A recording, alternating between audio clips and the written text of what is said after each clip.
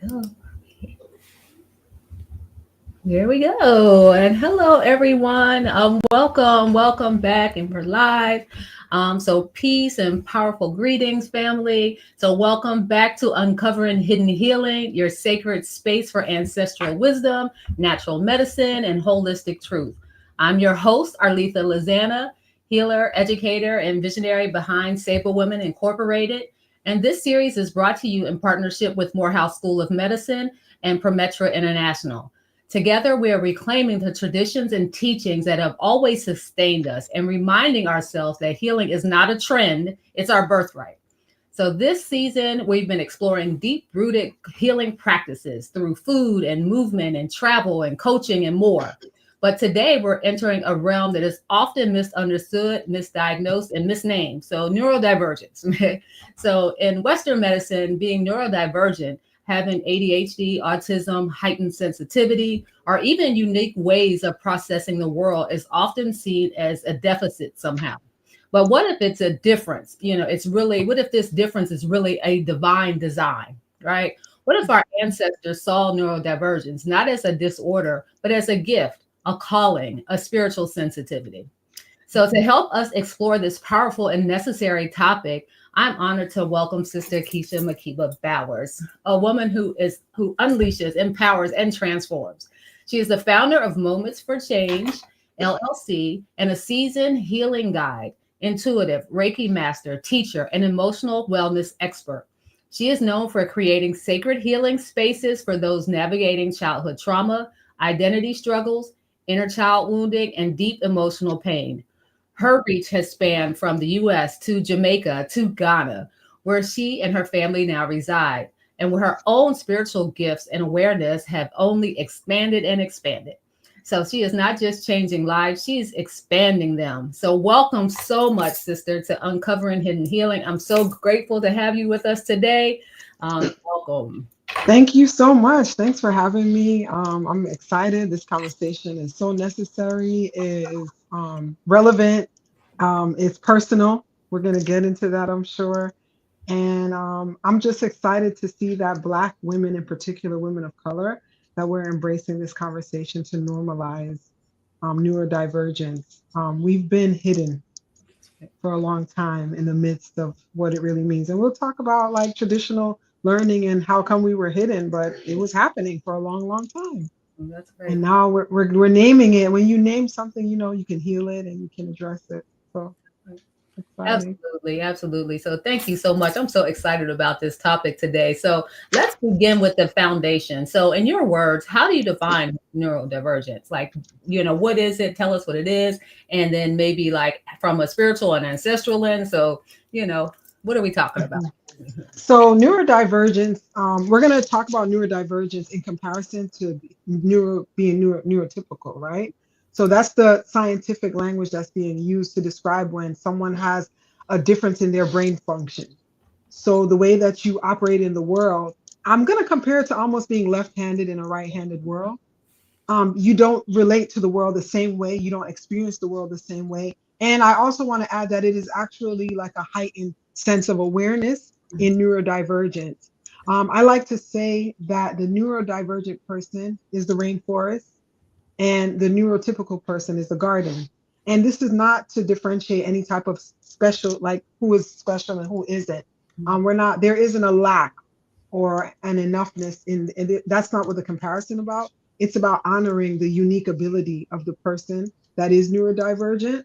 And so neurodivergence is sometimes, I know that sounds really nice and beautiful and fancy and fun, but unfortunately, because of the intensity of what you feel being a neurodivergent person, it comes with some struggles, some emotional struggles. So we're talking about anxiety, depression, and sometimes things that are presented even more intense, like hallucinations and paranoia. Um, we like to use words like OCD, right? Because we have these names for science and Western medicine. But I love that you mentioned in the context of African spirituality and traditional practices, because we, and I was listening to Ancestral Voices. I don't know if you're familiar with that show, in Yeah, that I group, love it. I but do. they were talking about neurodivergence and spirituality, and she was saying, there we understand that the neurodivergent is what in traditional societies it would be considered the person who is the shaman, Mm-hmm. the person who is the seer, the Yes, person who is the feeler, the person who understands the powers in the universe, that's right. the person who understood, who felt and saw things that everyone else couldn't, the person who can hear things that everyone else couldn't, Right. not by choice though. Mhm. The neurodivergent person comes from the universe with this gifting and this offering, but when we live in a society where that offering is not being honored, we're talking about suicide, That's right. we're talking about depression, we're talking about hallucinations, we're Mhm. talking about misdiagnosis, displacement. What do I mean by that? This person who should be placed into being a healer, a shaman, a diviner, might be incarcerated, might be in an institution, might be the scapegoat of their family That's right. because no one understood what was happening That's for right. that person, and it's just, I get really passionate because I have a neurodivergent teenager, a child. Mhm. He has diagnosed what they once called Asperger's, the level 1 autism spectrum disorder, ASD. Mhm. But what it is, all of it, high intellect, high emotionality, high sensitivity to light, sound. Yeah. That is the neurodivergent experience, right? But Mhm. I know that if I need to do any kind of transaction with someone, I like him there Mhm. because he's going to be the one to say, I don't know, mom, something doesn't feel right. I Right. remember when we were trying to buy a car in Ghana and Mhm. we kept driving around. And one day in our search, he says, the car that you're going to get is white. We own a white car. We got a white car. That's right. That's right. Right. That's right. So Yeah. it's amazing. So it's like the gift, but I think there's so many people like, it's been in the news more lately, right? So we're beginning Mhm. to kind of understanding and things like that. But so many people like myself, this didn't have a clue. Like it's like, I said something to one of my daughters. I was like, I think I'm a little bit different, right? I was like, just kind of, I think sometimes, I can, like you said, I know things. Sometimes, I think differently. And I was like, maybe, I'm neurodivergent. She says, Mom, we all are, all Black women. And I was like, what? Like, I was so blown away by her saying that to me. I was like, what? And so it kind of opened up this world. So then I started looking, and Mhm. talking to other Black women. And I was like, hold up, like what's happening here? So, I mean, I know you see this. So you work with so many clients, that are highly Mhm. sensitive, empathetic and energetically aware. Like, so how do you help them understand these traits as gifts, rather than burdens? And then again, like I said, a lot of Black women, I think it's like we're just now seeing this. We're just now realizing, what's happening. So, And your daughter is absolutely correct. There's a psychologist here in South Florida. She actually tested my son first. A Black woman, Sister Tiombi.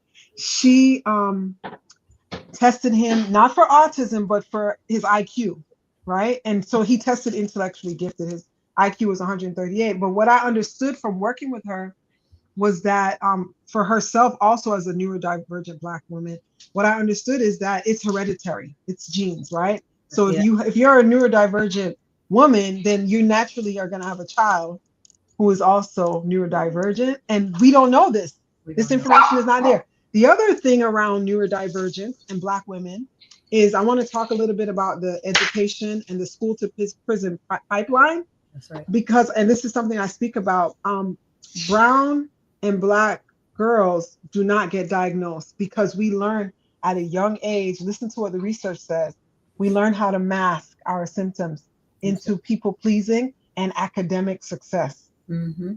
Yeah, it's true. So we might be the girls that skipped a grade or were always in gifted or always in honors classes, always in AP classes, and we repressed some of the overt symptoms like tics. Mm-hmm. We're now identifying in research that what looks like traditional tics in autism or being in neurodivergence like making sounds, that they don't necessarily have to be that typical. Nail biting is considered a tick. So I bit my nails. You see? I was Nail so biting is yep. considered a tick.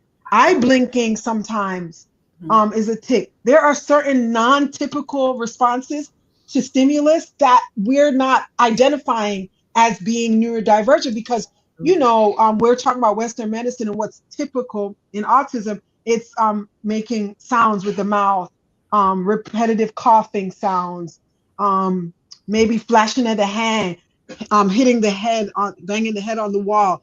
We don't always present like that. Right. We're not socialized the same way. Mm-hmm.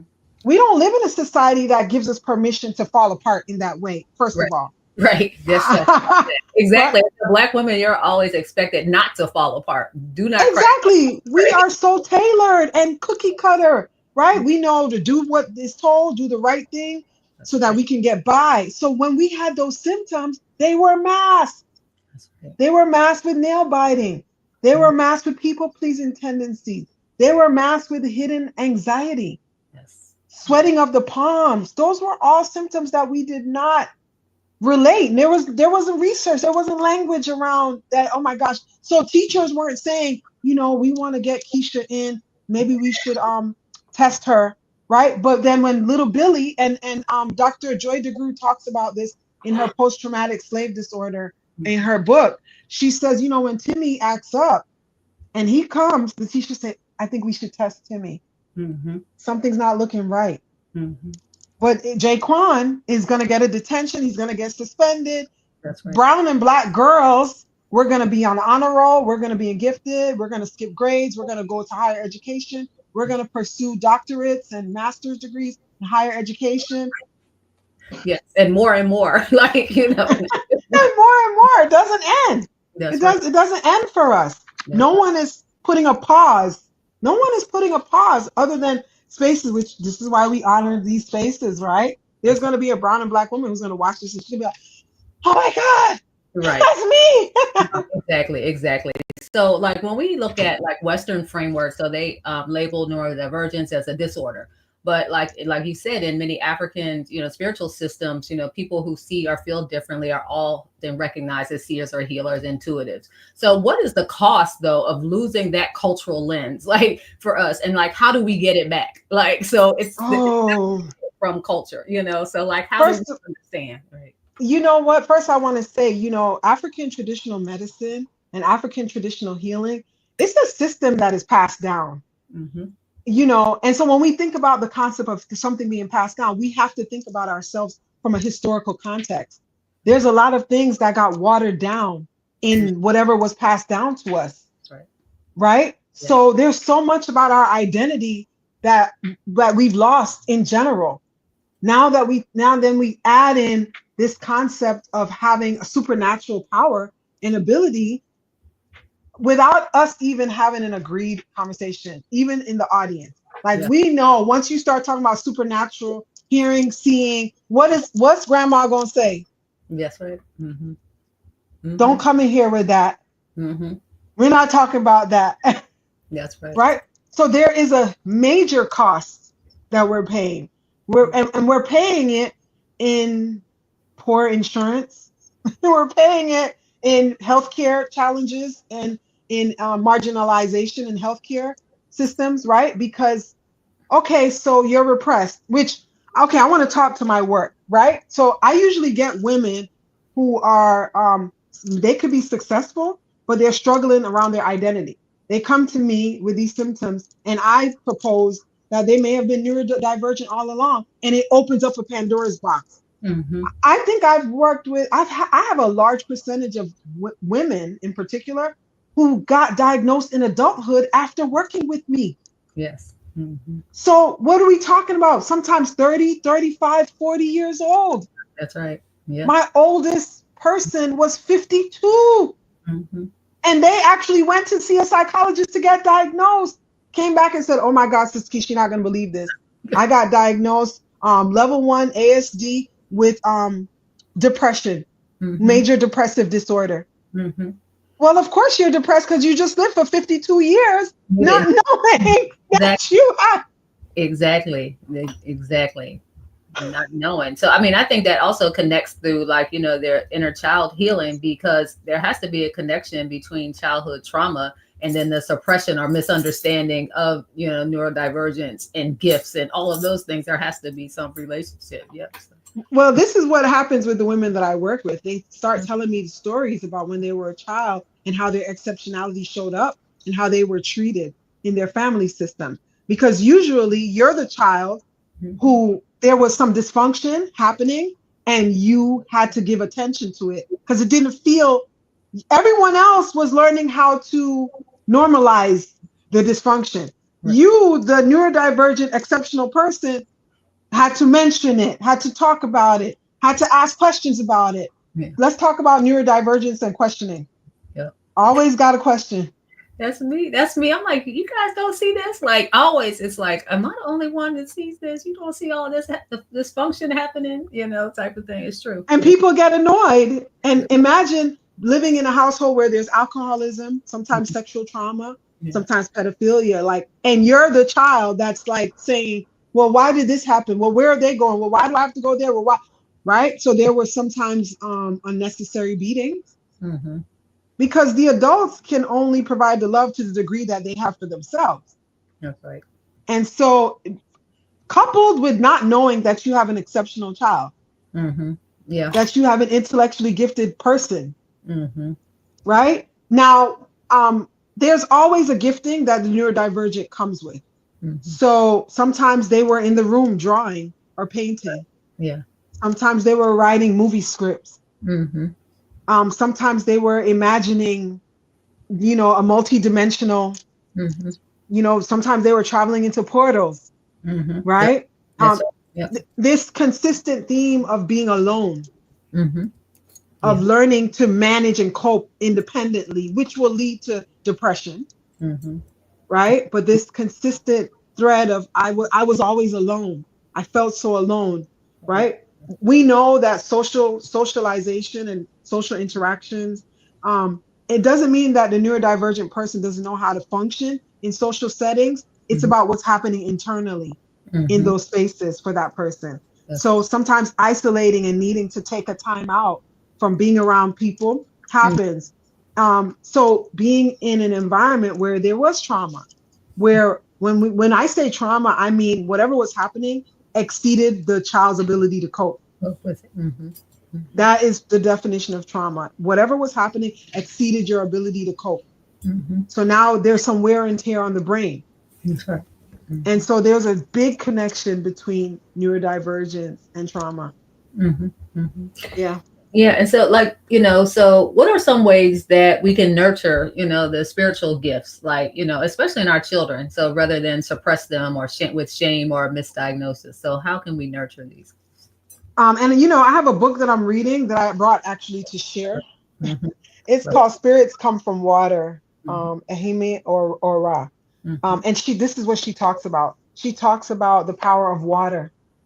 Um, but I'll share some of my personal experiences around honoring, spirituality and neurodivergence.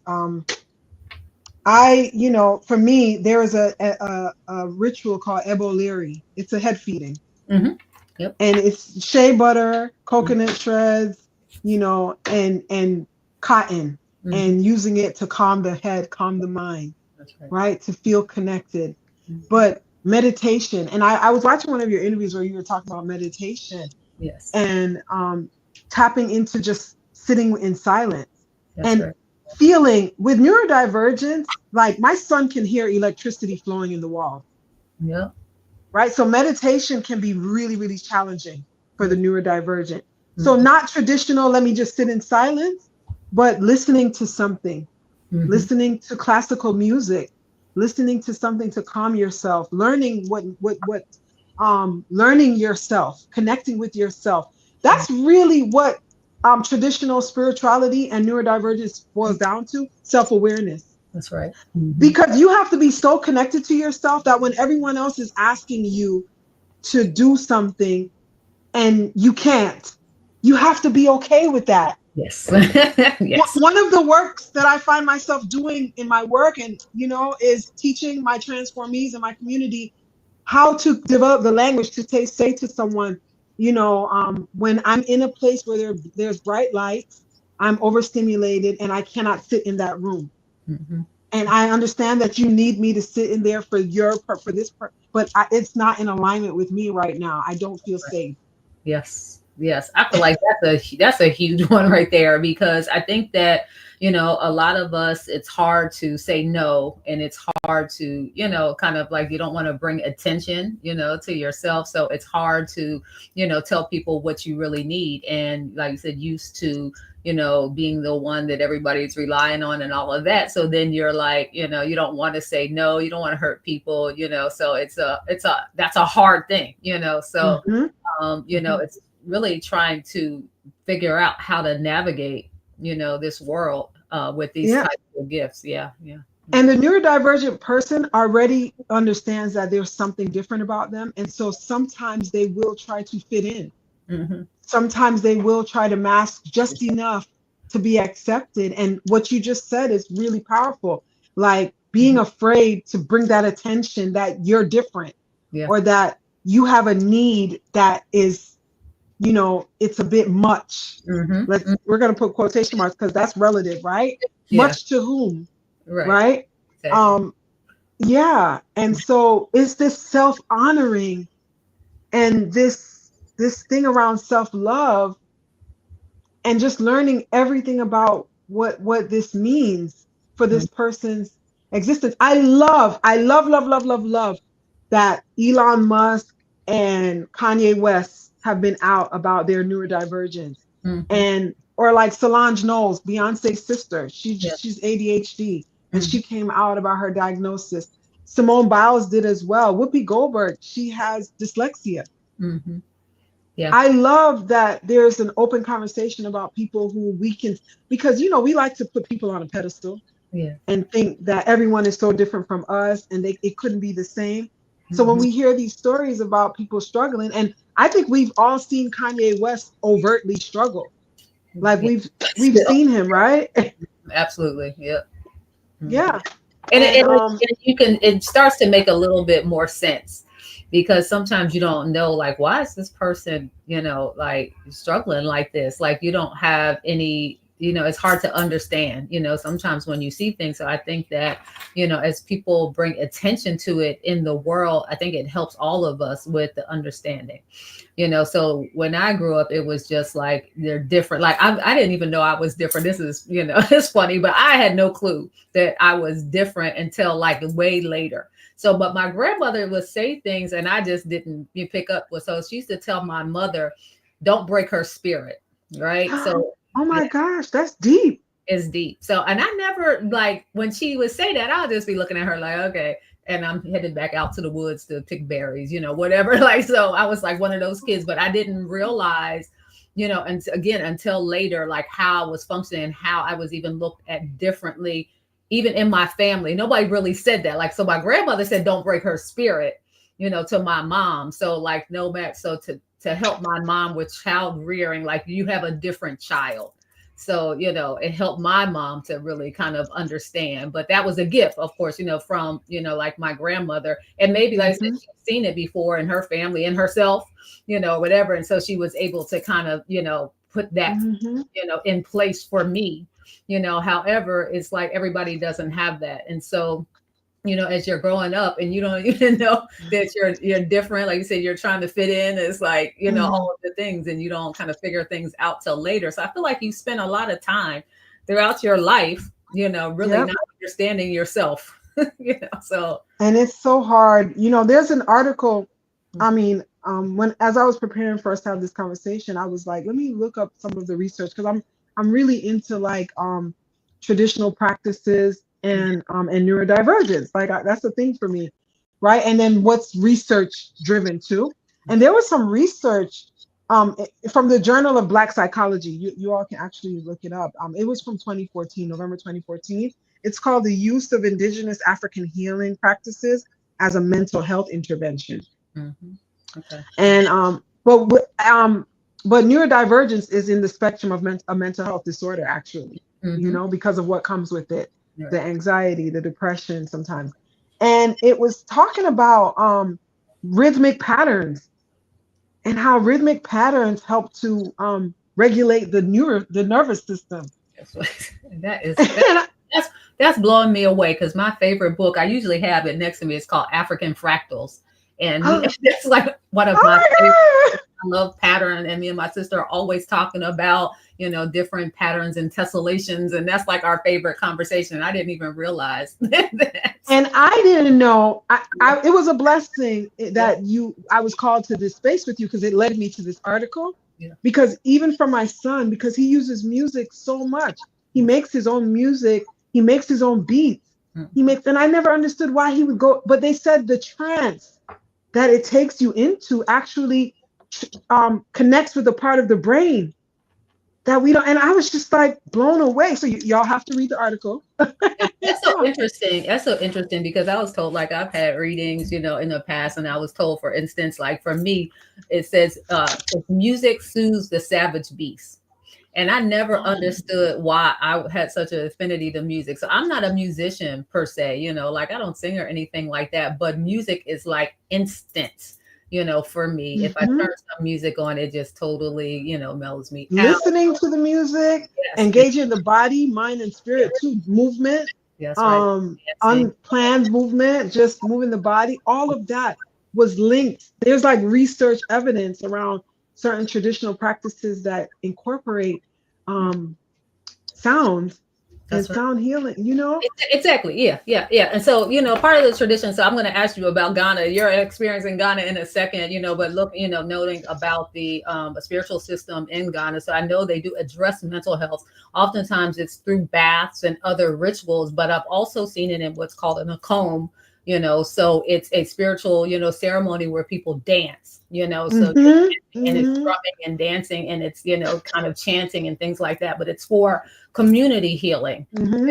So Hmm. oftentimes it's like, that's how the mental health is addressed, in spiritual traditions. But for you living in Ghana, like, so how is your understanding of sensitivity and spirit and neurodivergence like deepened or changed? And like, what has the ancestors shown you there?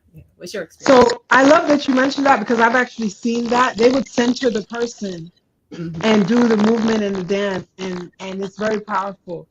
um there's new language in Ghana that's emerging where they're talking about autism, and other challenges of the brain, but they generally what they would there's been this some practices around leaving the child in the woods. Hmm. There's some ignorance around like that it's the devil. Hmm. Yes, which Hmm. I actually attended an autism and neurodivergent conference Hmm. um, in Ghana last year. Hmm. And, someone spoke about this and how much they're trying to transform. There's also this idea that the mother did something bad and it's a karmic debt, Hmm. and that's far from the truth. Right. Yeah. So Right.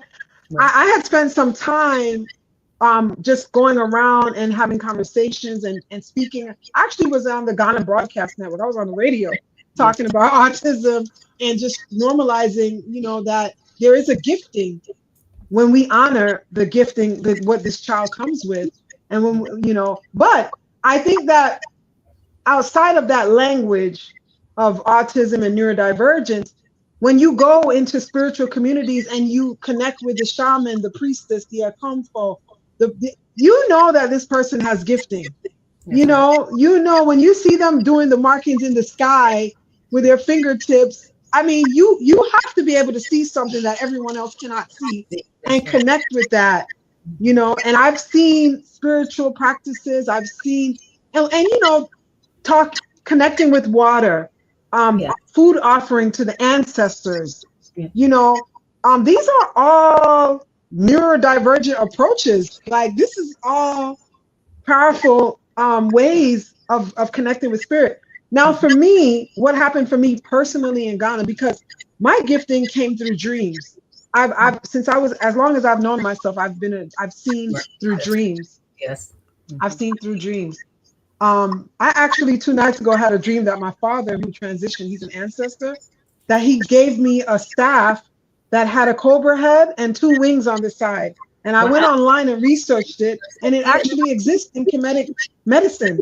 Yeah. That's a rod that's used for healing, transformation. My Wow. father was giving that to me in my dreams 2 nights ago. Yes. And you're like, thank you. I was Awesome. like, thank you. I woke up and Googled it, and I was like, so I've always, ancestors have always come to me. Every time someone passes on, they come to me in no time, and we have communication. And I've always had that. But when I went to Ghana, it became deeper. Yeah. It was a little more profound, just being on that soil. And And I I think would it's see less electricity type of interference and things like that too. Yeah. less interference, Yeah. and I would see, and I usually have to dream to see, but I started to have waking flashes too. Hmm. Now, if I go to, I'm an MSW. If I went to a colleague and said this, and they were not into traditional medicine and indigenous practices, they would explore with me that I need to go to because I'm hallucinating. Yeah, yeah. But think about it though. Like a lot of us, we don't have that connection, so the cultural connection or someone, there's but there's not a lot of, It's not. MSWs or other, like healers and things like that have the connection. So they'll tell you, like you say, you're hallucinating, they'll give you medicine, and all of those things and have no connection to spirit. So this is a great opportunity. So I want you to, speak directly about what you do and what you want people to know about what you do, about neurodivergence and the healing path and all of the things. Yep. Absolutely. And before I get into that, I wanted to say you touched on something very important around neurodivergence, communal healing, community-based healing. Yeah.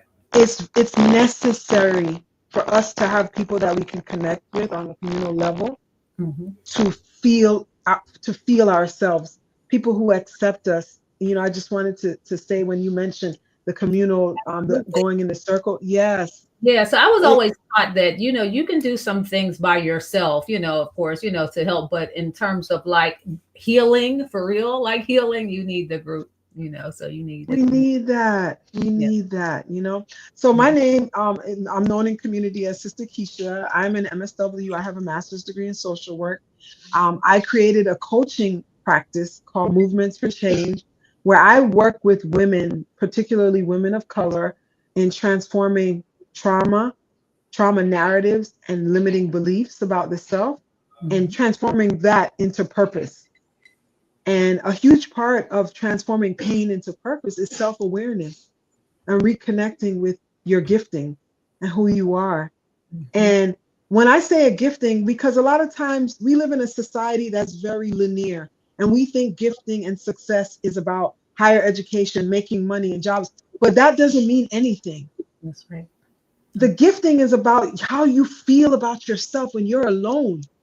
How do you feel when you have nothing that you have to attach to, Mhm. right? We don't have to attach to an ideology, a belief, or how other people perceive us. Who are we when we are with ourselves?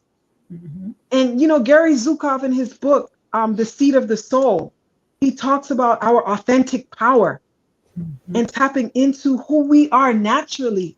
And I really find in my work that I have been blessed with opportunity to walk with women back to the seat of their soul. And Mhm. I'm passionate about it because I am a survivor. Even though I was not tested for autism, or I have a child who's on, who, as I mentioned earlier, and Mhm. being a gifted child myself, I had skipped a grade. I was always smart. But I struggled. I struggled because of my quirkiness. I struggled because I knew I was going to be the child that wasn't going to get picked.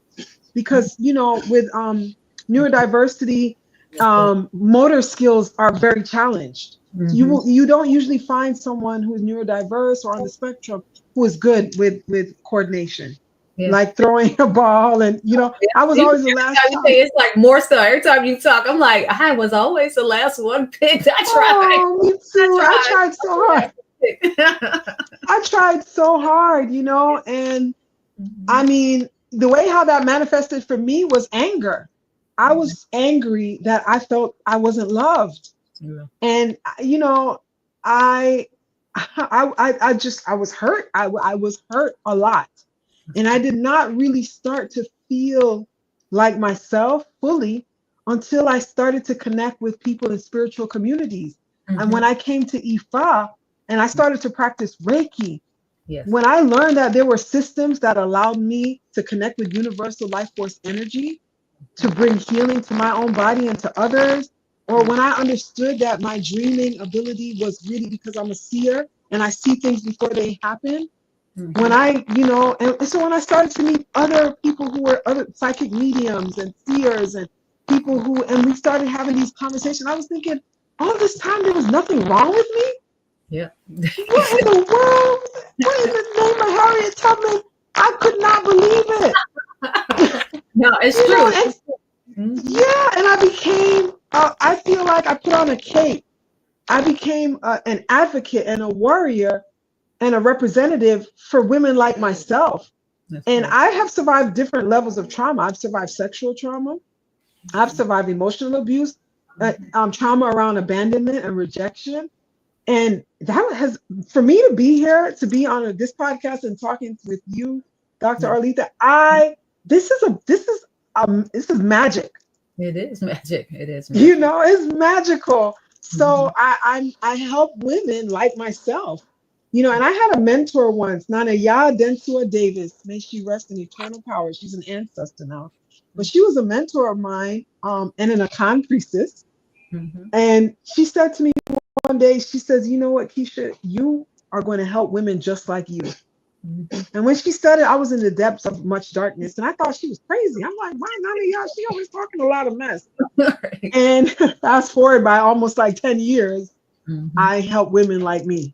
Mm-hmm. And so, yeah, that's the gifting. Now, what kind of modalities do I use? Several, right? Because sometimes I have to use cognitive, like how do we get into our thoughts and stop the negative thoughts that are driven by old patterns, Mm-hmm. right? Sometimes I even talk about tapping, even though I'm not trained. Yes.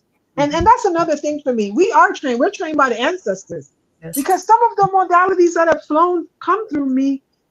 Literally, I feel guided by a source that walks with me, you know? And but then there's other research driven methods, right? Mm-hmm. So but journaling, affirmations, Reiki, I incorporate Reiki in my work, traditional talk therapy, cognitive behavioral, like how to Yes. change our thoughts so we can change our actions, how Mm-hmm. to address our limiting beliefs. And we also have to bring in some of the narratives that we learned, right? So like, I never really considered myself a creative because when I was young, an adult told me that I created something that was ugly. And for a very long time, I thought that whatever I created was ugly, right? Yeah. Then I grew up, I became an African dancer. I teach African dance. Yeah. I paint when I want to. I That's right. sew when I want to. I was off. That person was wrong, That's right. That's right. right? So incorporating creativity and channeling that our innate ability to go within. That's what our ancestors did. Mm-hmm. Mm-hmm. Yeah. Yeah. I mean, and I think that you mentioned something like, if someone says something to you like that, it's like a soundtrack that kind of plays over and over in your head. Like, so how do you work with, some of your clients who may have that, and it's like they Mhm. go, ugly, ugly, ugly. My picture's ugly. So then, yeah. So how do you work with So them? what we do in the work is we create ways to debunk whatever the experience is because we understand one, the brain is elastic. It's like plastic, right? You can actually form the brain to whatever you want. Neuroplasticity is a thing. Whenever we have neurotransmitters that lock and connect, we can actually feel it. It's that moment when you learn new information and you're Mhm. like, you know when that's happening in the brain, right? Yeah. So I try to get to that part of the person's brain Mhm. where we have this what we call an aha moment, and Mhm. it requires repetitive patterns that create a different story. Mhm. So for example, let's say I have someone who believes they're ugly Mhm. and they were told that they were ugly as a child. Yeah. We're going to first challenge that. We're going to filter it with different thoughts, but then we're going to create new experiences that the person will have to try on their own and come back and explore how that was. I've had so many people be like, oh my God, I can't believe when I did that. Then this person came and said, you know, you're beautiful. It only takes one new narrative to change the old belief. It literally only takes one. Mm-hmm. Yep. Okay? One. and so we spend our lives, we're going to constantly repeat cycles of experiences until we learn, until we have that aha, that neuroplasticity, until that there's that change that happens in the brain. Then you move on to the new lesson. Mm-hmm. Mm-hmm. You know? Absolutely, absolutely. So we're going to start opening up the chat, and just, you know, so people, if you have questions, you can put it in the chat.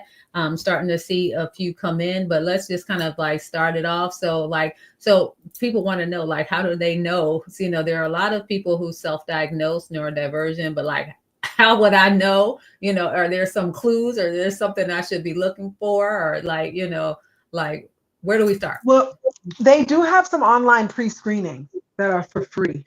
Mm-hmm. I don't have any of the websites off the top of my head. I don't know if you have a platform where you share, because I can actually send you a link. Okay. I will send you the link, because recently, my son is a part of a program called the Center for Autism and Related Disorders, CARD. The Center for Autism and Related Disorders, they're all over the United States. You may have an office in your city. I suggest that you research them. And they do pre-screening. So you don't need to go, even though, like, my son was tested by a neurologist. And prior to being tested by a neurologist, he saw the psychologist who tested his IQ, because initially I didn't think it was autism. I thought it was just that he was so very smart, right? And then also there was some shame narratives that I was going through personally that I didn't want it to be autism. So I spent all this money to test for the IQ, just so I could say his IQ is 138 and he's like Albert Einstein. But then there were symptoms that were still showing up: the screaming, the tics, the gross and fine motor skills challenges. And then I went to a neurologist. So I did do, you know, I had insurance, I went to a neurologist. However, sometimes that's difficult. So I highly recommend doing a pre-screen, which I actually recently did a pre-screening for myself. And I scored exceptionally high to be a neurodivergent. So I highly recommend that you can do a pre-screening. But let's talk about what it can look like, right? So like some of the basic symptoms. When we talk about overstimulation, overstimulation to lights, sound. When we talk about social anxiety, we talk about like for example, like with my son, he presented where he would like, we're having a conversation and he would have a thought about something else and say it out loud, and it was irrelevant to what everyone else was talking about. And so kind of like not realizing that everyone else is not in your mind. Like you saying things out loud. You know, sometimes there is a hyper focus on something. So like for my son, he knew the dates for when movies were directed. He has a thing with numbers. So like the name, like literally you name the movie, it could be Little Shop of Horror from 1987. He knew the year that it was directed and who the director was. Like unusual facts. I have two of those. So one, like my husband's like, I'm like a hip hop lyrics fan. So I know so many lyrics. It's like, how do you know? It's just like random songs. Like I remember lyrics a lot. And then also I asked my mom what was my hyper focus when I was growing up. And she said it was books. And it is. I just buy books, like buy. All I want is like books. But yeah, exactly. Me too. I just went to visit Uncle Nearest in Nashville, so the Black-owned whiskey brand. And the first thing I picked up was the book, and I'm like walking around like with the book in my face, like that was so, you know. So it's definitely, you know, some of the things that I've picked up on. But we have a couple of questions. So one, it says, what's any advice you may have for a young neurodivergent woman to stay true to themselves amongst outside pressure? So, I have a lot to say about that. So first identify, and I literally, when I mean identify, I mean write it on a piece of paper. literally who the self is. Mhm. You almost have to be able to see yourself and from having this kind of like out of body experience with yourself, Mhm. because that's how you're going to be true to you. You need to know who you are. And then it won't be difficult because the things that don't feel good to your soul, you will not try to press it. Mhm. You know, and also connect to your guilt wound. So what do I mean like that? Was there any guilt thrown at you in your childhood? Do you have any guilt narratives? Learn those, because if you do, then you're naturally going to be coerced very easily. Mhm. Most neurodivergent people, and I might get emotional saying this because this is so close to me, Mhm. are easily manipulated Yeah. because you don't know what's really going on. You Yeah. think the person is trying to be your friend, Yes. It takes. or you think, you know, you walking around Yeah. like in your own world, not Mhm. realizing what someone else's hidden agenda. Um, we don't usually understand this concept. Like, we take things very literally, right? You take things very literally. So Mhm. you don't understand when someone is being, Yes, they're just they're being sarcastic. You're thinking like, you don't get when they're being sarcastic. You're like, oh, I don't know. I thought that's what you meant, you know? right. Yeah. Um, and so those cues might, you know, you may miss the opportunity to really take up for yourself Mhm. because you might not even be there when the whole thing is happening. Right. You Right. might realize after the fact, wait a minute, did they A just minute. Exactly. this Right. happened to me? Some of y'all be like, wait a Yeah. minute, was I just coerced into something Yeah. I really didn't want to do? Yeah. So don't beat yourself up. Don't Mhm. beat yourself up if that happens, but constantly, and I mean daily, identify who you are. I learned something new about myself this weekend. That's right. I mean, like, you know, I'm like, Yeah. you know, there are things that I learned about myself when I was in Ghana that I did not know. Things that I know, like when I go vending, because I sell jewelry from Ghana, and Yeah. I like to have a candle lit. Yeah. Candles make me feel warm and safe. Yes. I didn't know that about myself. It wasn't until I started lighting white Right. And candles I'm like, where's my regularly. candle? Exactly. Yeah, now I'm like, I'm gonna be late because I'm gonna stop at Dollar Tree for a white candle. Yeah. And I'm honoring that. Yes. I So will it, never yeah, say, oh, forget about it. I don't need that candle today. I think that's Let that. important. What you just said, you're Mhm. honoring that because, like, sometimes you may feel like guilty. So, for example, like, say it's just not me, but say I don't like to drive in the rain, and someone like has thing, and you're just like, I'm just gonna try to make it through. I mean, instead of saying, like, Oh, it's like because people will make you feel bad, if you don't want to do that or you don't want to participate. So it's like you said, is standing up for yourself. We have another couple more questions. So, um, what tips or tricks do you have when you feel overstimulated? So, is there anything to kind of? so I used to work actually as an autism advocate before I even had a child. I didn't know anything about autism, right? And what I used to do with my families and with children, and it applies to adults, right? And that's another thing. We have to treat our children ourselves like big children because some of us are underdeveloped. We didn't have people who honored our neurodivergence as children, and that child still lives within. So you have to now treat yourself, your big self, like you're the child who still needs to be grown up, right? So what I create is what I call a crisis intervention bag. It's a bag that you go to. So Mhm. like I would get a Ziploc bag and get like shaving cream, put it Mhm. in the Ziploc bag, zip that up. That's in there. So you can Yeah. press the shaving cream.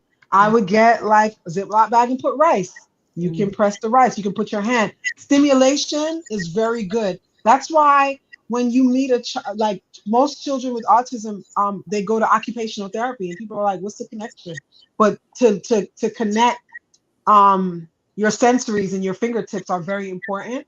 Yes. So things that, and they have fidgets and Yeah. gadgets All on kind of. Amazon. Yeah. Yeah. You I can have. actually get a gadget kit. Yeah. Yep. I on actually, Amazon. that's funny. Like I have a little stone. I don't know if you can see it. So it's like I Hmm. just, I yeah. love that. I love that. Yeah, I that's funny. love that. So, I mean, this is a I have a follow-up pendulum. I have a pendulum. pendulum. Yeah. Yeah. So Yep. it's kind And my of like, pendulum makes me feel really good. yeah. So the person said they often feel angry or irritated when they're overstimulated. So any That's advice typical. for like regulating, you know, That's that? very typical. Anger and is very typical because it's about wanting to control the feeling in the body. Hmm. And so the first when I hear someone saying that they're angry when they feel overstimulated, it means that you didn't learn how to regulate your own nervous system. And Hmm. that's okay. Don't be mad. Somebody didn't teach you, and that's okay.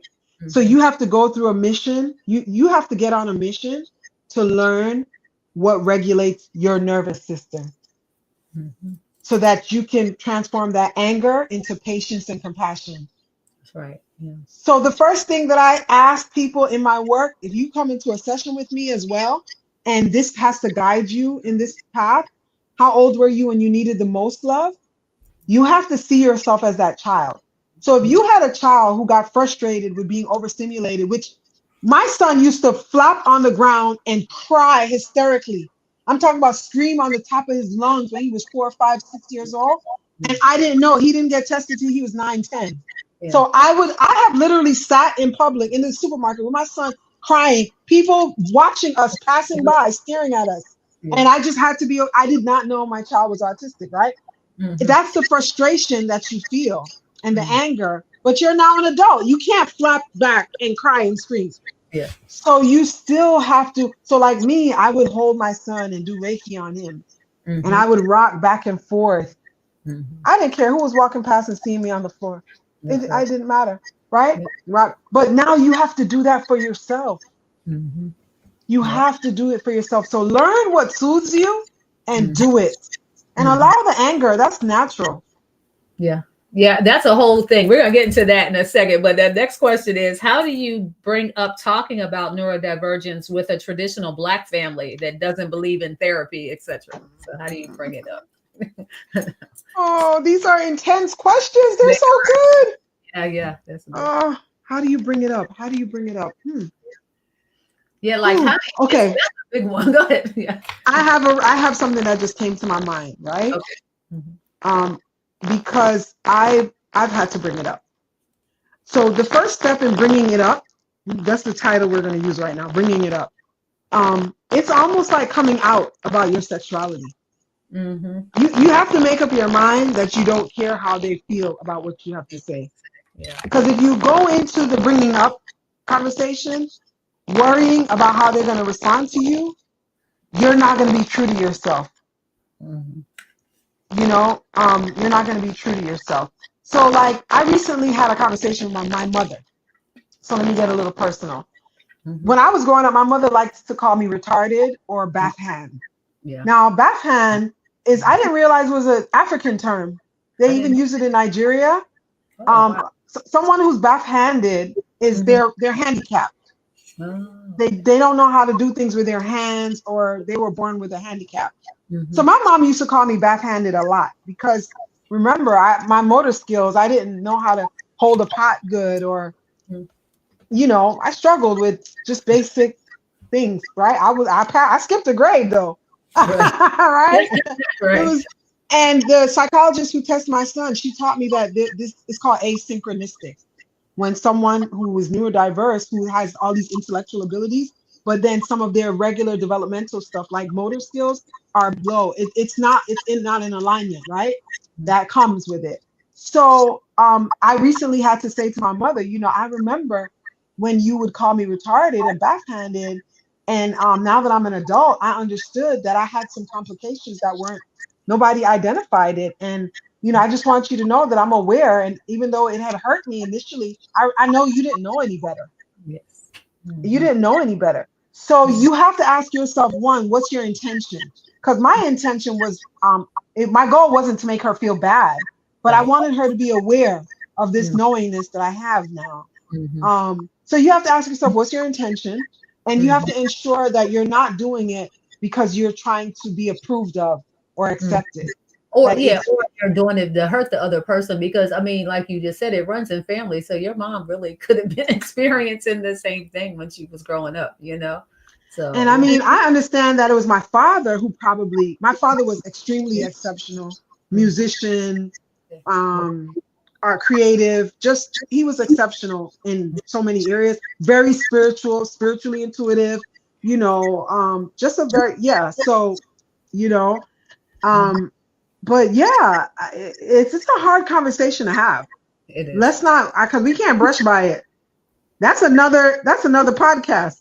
Yes, I feel like that's the whole thing. And then what I was also going to say was just like, like the anger. So you were saying some people, the question was saying, so some people, kind of, feel angry, but I think there are others that also suppress anger because they're afraid to, to get angry. So, And when the anger is suppressed, it's internalized. So I like to say you can either have an explosion or an implosion.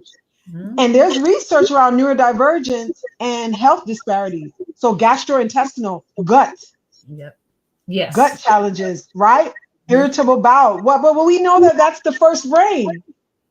So That's right. imagine living with that level of anxiety and Mhm. masking.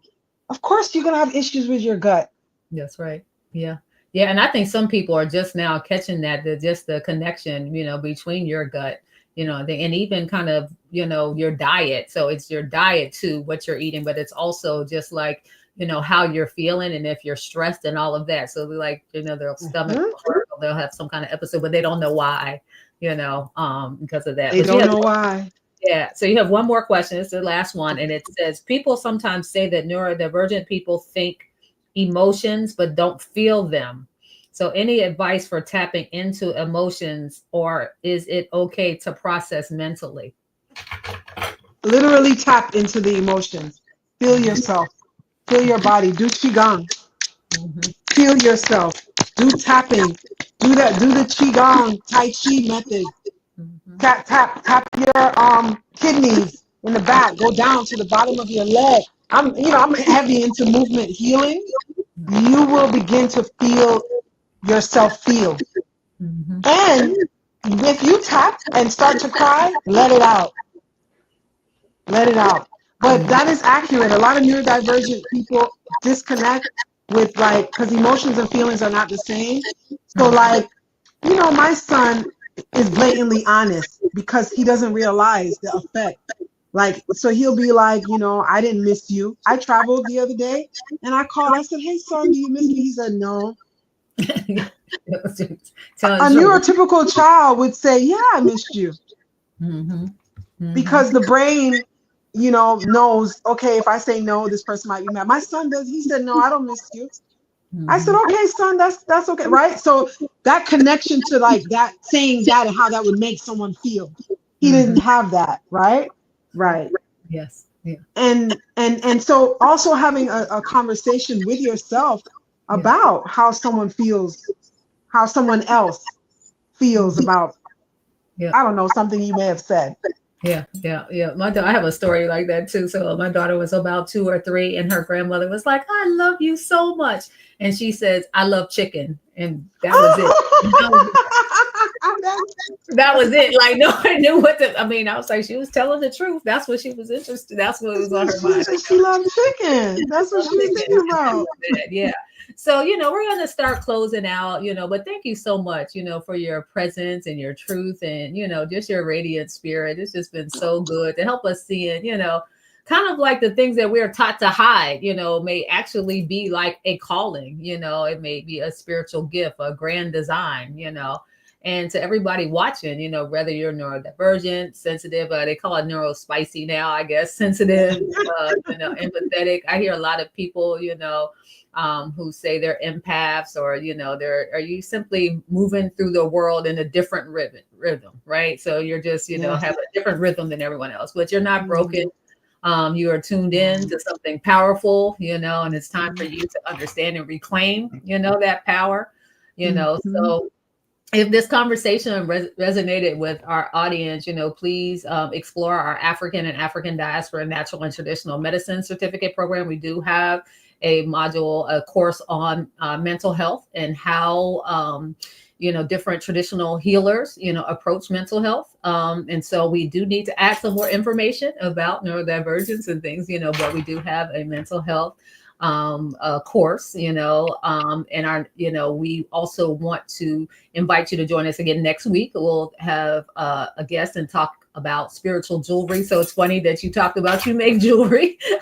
So spiritual jewelry, waist beads, and sacred adornment, and how what we wear connects us to protection, power, and our people. So, Mhm. Sister Keisha, how can our audience connect with you and your offerings and all the things that you do? Absolutely. And thank you again. This has been amazing. Okay, so everything on every platform, I am Movements with an S, Movements for Change.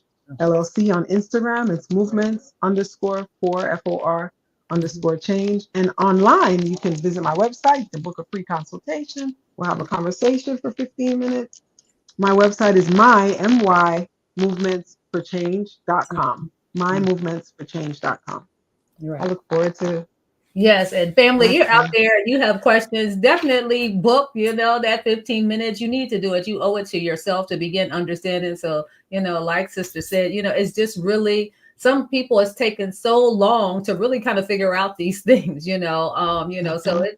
you owe it to yourself, to figure out and to embrace and to heal yourself. So please, reach out. So family, until next time, trust your design, embrace your difference and keep uncovering the hidden healing all around you. You are not too much. As people say, sometimes you're a miracle in motion. So, please send Okay. blessings and, we'll see you next time. Oh. Okay.